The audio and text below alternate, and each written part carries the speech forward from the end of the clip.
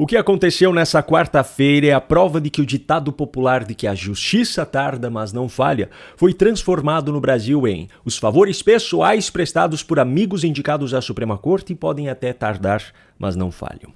Após a CPMI do INSS no Congresso ter aprovado na semana passada a quebra do sigilo bancário de Fábio Luiz, filho de Lula, e de misteriosamente Davi Alcolumbre ter decidido manter a decisão tomada pela comissão, contrariando todas as expectativas depositadas sobre ele, foi a vez de entrar em campo aquele que hoje ocupa uma cadeira de ministro do Supremo Tribunal Federal após décadas de militância política e ideológica em favor do pai de Fábio Luiz.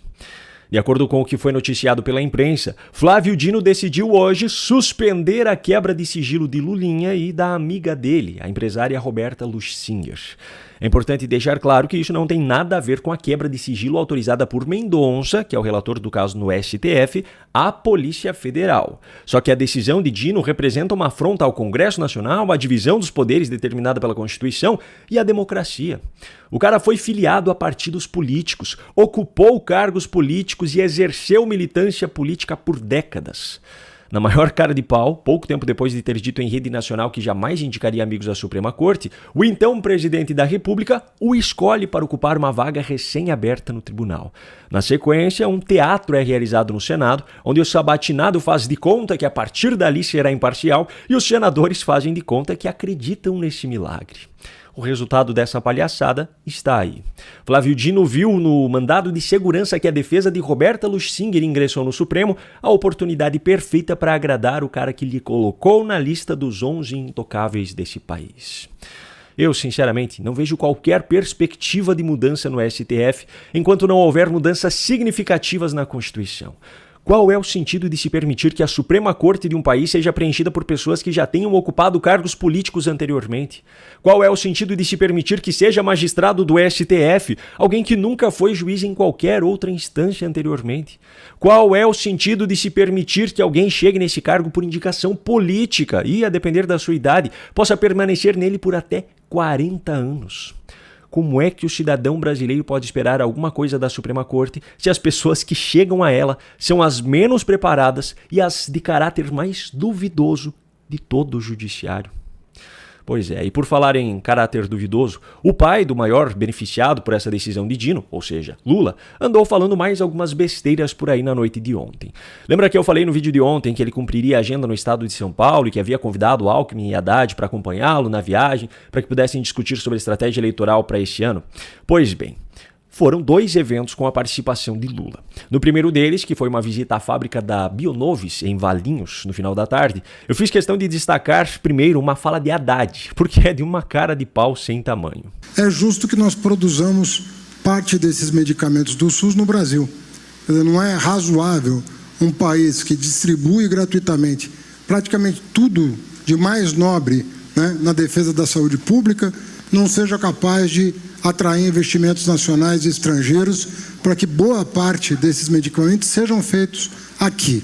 Agora me responda, como é que os empresários e investidores vão se sentir atraídos pelo Brasil, como no discurso de Haddad, se na prática o poder público joga contra o empreendedor? Haddad se faz de inocente, porque não é possível que ele seja tão ignorante assim.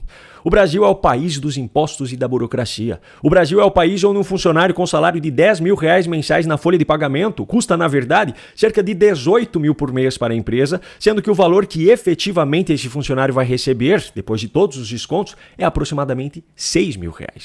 Para piorar, metade desse valor que sobra limpo para o trabalhador ainda é perdido nos impostos sobre consumo, incidente sobre tudo aquilo que a gente compra.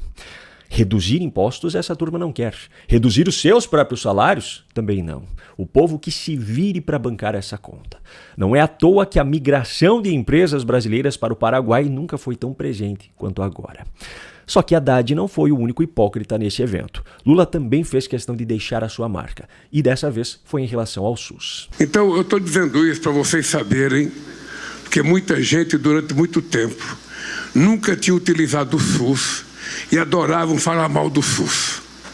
Eu nunca vi pessoa dizer que não gosta de uma comida se nunca comeu, que não gosta de um país se nunca visitou, sabe, que não gosta de uma roupa se nunca viu e nunca utilizou.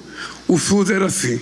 Primeiro ponto. Se quem não usa o SUS não pode falar mal dele, Lula também não poderia falar bem, já que ele frequenta somente hospitais particulares há décadas. Agora, o segundo ponto. O próprio Lula já deixou escapar algumas vezes a realidade do sistema público de saúde brasileiro. Desde que começou a promover o programa Mais Especialistas, as propagandas que ele tem tentado fazer em seus discursos estão se mostrando verdadeiros tiros saídos pela culatra. Olha só um exemplo disso. E agora criamos um programa chamado Agora Tem Especialista. Porque antes, Brandão, uma mulher pobre, ela ia no médico, ela ia na UBS, e o médico dizia, olha, a senhora precisa procurar o médico do coração. E ela então ia no balcão e falava para a secretária, secretária, o doutor disse que eu preciso do médico do coração. A secretária olhava no computador e falava para a mulher, olha, o especialista só daqui 1 ano, só daqui 10 meses. E a mulher ficava para casa esperando 1 ano. Aí quando ela ia esperar 1 ano, ela ia no especialista. Chegava lá, o cardiologista falava, nossa senhora, dona Maria, a senhora está com um problema no coração sério, tem que fazer uma ressonância magnética, tem que fazer um PET scan. Aí ela chegava na moça, o médico mandou fazer uma ressonância magnética. A moça falava, querida, só daqui 10 meses. Só que o discurso feito por ele no evento seguinte dessa terça-feira foi ainda pior. Já à noite, na capital paulista, Lula participou da 2ª Conferência Nacional do Trabalho. Como já era de se esperar, ele falou sobre o fim da jornada 6x1, que é uma pauta que o seu governo está agora determinado a aprovar antes das eleições. Como eu já falei várias vezes por aqui, essa redução na jornada tem impactos positivos e tem impactos negativos. Só que como a esquerda brasileira está interessada na popularidade que essa pauta traz, eles só se interessam pelos estudos que favorecem a sua versão da história. Agora, isso nunca tinha ficado tão escancarado quanto nessa fala de Lula, que chama esses estudos contrários de discurso de terrorismo. É preciso que a gente saiba, sabe, que não pode prevalecer a mentira. Eu vi um dia desse artigo dizendo, se for aprovado a jornada, sabe, de redução da jornada de trabalho, vai ter um prejuízo no PIB de 250 e não sei quantos bilhões de reais. Ou seja, tanto há discurso de venda de facilidade, como há discurso de terrorismo. E para finalizar, um recorte que mostra aquela versão de Lula que não costuma aparecer frequentemente na frente das câmeras. Veja só o exemplo de educação dado por Lula na noite dessa terça-feira em São Paulo, com uma pessoa da plateia que queria lhe entregar uma carta. Quem é sindicalista e é grevista sabe de que muitas vezes você sabe que o acordo é possível, mas muitas vezes não se tem coragem de falar numa assembleia. Muitas vezes não existe coragem de falar.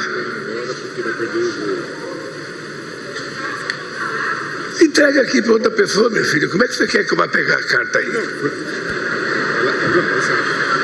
Bem, então, nós temos que ver. Pois é, se fosse alguém do outro lado, as manchetes da imprensa agora seriam sobre o comportamento explosivo do presidente, sobre a falta de empatia ou qualquer outro argumento negativo. Mas como foi Lula quem disse, ou trata-se apenas de uma brincadeira, ou é algo que nem precisa ser noticiado.